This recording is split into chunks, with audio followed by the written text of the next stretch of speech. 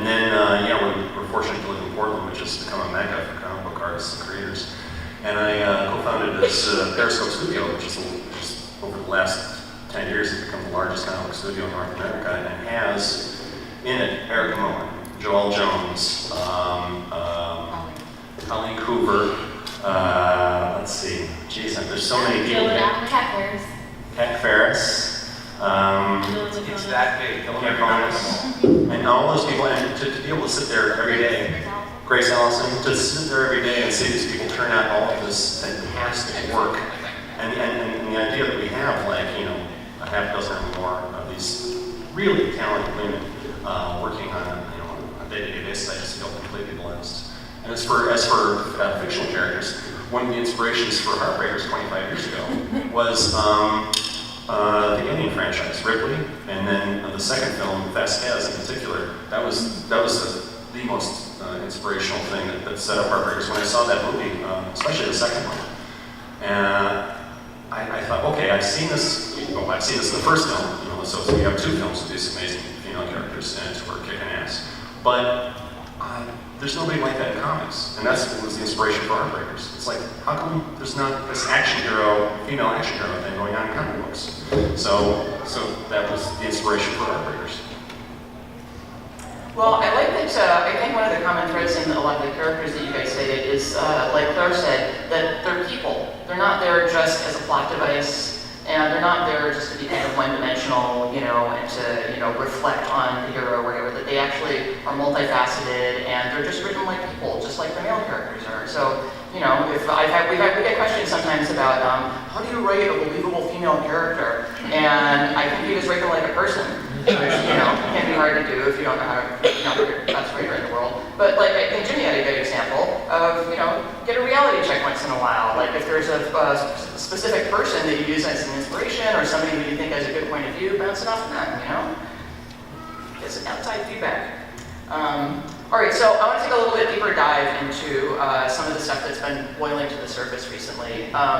So it seems like practically every day there's a new article or blog post or something about some just really egregious example of either sexism or sort of like fear of feminism, fear of just saying the word feminist, and it happens practically every day, something like this, especially if you look at websites like the Mary Sue. I don't know if any of you look at that one, but that's a really good one for that kind of stuff. They always have well-written, thoughtful articles on these topics. So a couple of the ones that I'm thinking of that came up recently are one that the gaming company that does Assassin's Creed came under some. They came under some fire for coming out with a new game. There are more and more women playing video games. Probably. How many of you play video games in here? Yeah, and I see a lot of people of both genders. So there are more and more women playing video games, and yet this is a systemic problem in the video game industry, is that there's hardly any female characters. And even if you're not a woman, maybe you want to be a female character. Like, women have to play male characters all the time. Maybe you guys want to be women in the game once in a while. I know it's a radical concept. But so the company that does Assassin's Creed came under fire for coming out with a new game that had, was it 4 male avatars? And 0 female. Oh. And when they were, tactfully criticized on it, their response was that it just they didn't have the resources, it would have been too difficult. Even part of their defense was saying, we have 8 studios, but we just don't have the resources. Yeah, It's like, use more of those studios. Women are hard. I cried a single tear. I cried a lot more. Yeah, so that's one example of, and that's a really systemic problem. And when you get that kind of reaction from the company, I almost don't know what to do in face of that. Fire the PR people first. Yeah, that's pretty bad. That's pretty bad. Actually, fire the CEO. I would just say, well, the next wave is 9 female characters, so hang on. I would just wait. Yeah, ran away. Come to mind and ran away. And then the other one that came up recently, and this is where fear of feminism comes in, is that the new creative team that's been hired to do Wonder Woman, it's a husband and wife team, and I'm glad there's a woman involved. And Wonder Woman is one of my favorite characters from childhood. And they did this long interview after the announcement came out, and at the very end, the husband said, well, we want her to be a really strong character, strong, beautiful but strong. Not exactly a feminist, but really strong and beautiful. And I was like, wow, people are so scared of that word. I think they don't know what it means. I mean, it's Wonder Woman. She's strong. I don't understand. We want her to be strong. It's Wonder Woman. Right, exactly. She's stronger than all of us. How would you write her not strong? Right. Yeah, and so first of all, do you think we can reclaim the word feminism? I mean, has it been too tainted at this point? I don't think so. I just didn't understand what it means, which just means that we want equal rights. That's it. Period. It's just equalism. That's all it is. It's very simple. Yeah. But I also think that we should reclaim the word feminism because it's really upsetting to me that that's so. Yeah. What's wrong with that? Yeah, and don't be afraid to call yourself a feminist if that's, if you have those types of beliefs. Don't, like, I'm not a feminist, but, like, how many times have you heard that? Yeah. Well, if you're starting your sentence with that, you probably are actually a feminist. Yeah, it doesn't mean the same for men. It's not all men. Anyway. I think that real men are feminists. That's right. They're not actually scared of us having equal rights. I think that's a t-shirt, in fact, isn't it? That It should be. t-shirt if it's Maybe not. somebody should make that. No, in fact, actually, the secret that very few men have picked up on is that if you give, like, your partner the lead, if you make her in charge of your relationship, there's less work for you to do. Things I about way too late. Hey, I think we got suffered. Yeah. So what are some of the other examples that have crossed your radar or just, like, really got your knuckles up recently? Thor. The fact that, like, Oh, the female Thor? You guys are excited about that? It happens to be a female. We don't want to say the female Thor because that means that there's a Thor and a lady Thor, like Batman and Batgirl. There's Thor, and Thor is a lady. There's nothing wrong with that. Right. Why does she have to have the name for? Why can't it be, so-and-so goddess, and she has the hammer, and she has the outfit? Yeah. Well, I heard this came from the audience, right? So somebody raise your hand and tell me why that upsets you. I mean, Terry Moore has always written female protagonists, always.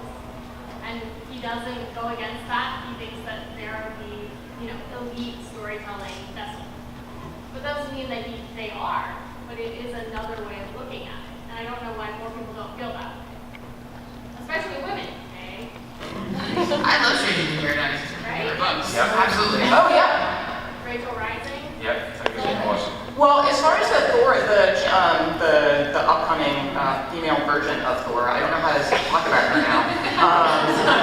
I think it's great that they're going to make Thor a woman, but at the same time, Marvel has very, very few female creators freelancers working for them. Yes. And I think I saw a statistic recently that in one particular month there were more female creators on the series Lumberjanes than there were working for all of Marvel Comics. So it sort of comes off like a marketing ploy, I think, and not really a sincere effort to broaden the audience. I think that's one of my biggest issues is I think representation is immensely important, but I also think representation on the creator side, having more women and people of color actually making comics and making media. Like, it's one thing to having dudes come in and write ladies all the time, but it's so refreshing to read Lumberjanes, and you can understand that perspective and know that it's coming from both sides. Well, you get a different perspective when you get different creators writing different books. It just makes everything better.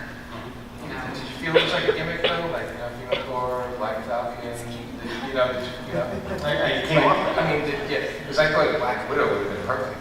Black Widow. Yeah. That would have been cool. It would have been awesome. Maybe I'll get that job. Well, I mean, it's almost like a no-win situation because they have come out and stated that their intent with doing some of these things is to appeal to the already broader audience, and to help broaden the audience. At least they're trying. Yeah, but then, It's more than DC's doing right now. Well, but I got to give credit. Harley Quinn, they offered me Harley Quinn. Dan Dio goes, if you write with Amanda, because I think you two, between the two of you, will be able to figure out this character better. And I told him, I said, you know what, I'm going to ask Amanda, because I don't know the character very well. And I read and went back and read everything. Amanda said to me, she goes, the stories, you can work the stories, but I need to do the final dialogue because I can hear her voice. And I was like, you know what, and that's why we're probably a good couple, because as far as taxes and money and things, and we look at each other and say, what's our strongest thing that we do, and we divide it right there. So as a team, we kind of, it's a pretty good machine, because we figured out what our strengths and weaknesses are, and we worked it together. So I think that, in a way, is why Harley is actually appealing to, and again, you know, DC loves it. It's mostly women buying Harley, and it's something we did a signing, and we were like blown away by it. And I just said, and I tell you, I always blame Amanda. That's your fault. You know, that's our joke. But I said, you know, thank God, because it's like the idea that it's out of continuity and it's still selling in DC has nothing to do with all the continuity, because it's a company of very heavy continuity. Is a great sign that there's an audience to something besides just the straight superheroes. You know, the straight usual, you know, crossover detective heroes. Do you think extra effort should be made to have women write women characters? Is that like a kind of reverse sexism thing? Talented ones, yeah.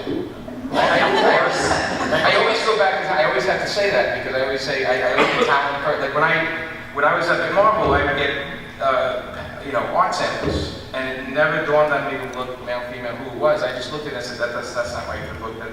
This is awesome. Who is this? Was always my next answer. I think it's a systematic thing, though. I think like editors, like, oh, well, I know this person, and I think that it gets in this cycle of a rut, where people are just going to people they know, and so instead of looking outside of that circle and trying to find people that are new. Yeah, and also encouraging those women to exactly, to make it work. And the whole point of like why that's important is that like it's important to see that women and persons of color are actually like working in the field, so other people will think that maybe that's something that they can do in the future. It's super important. I think that the visualization and just the like representation of like showing that like different people work on all different kinds of things, and that we have diverse perspectives is so much more valuable than anybody even realizes.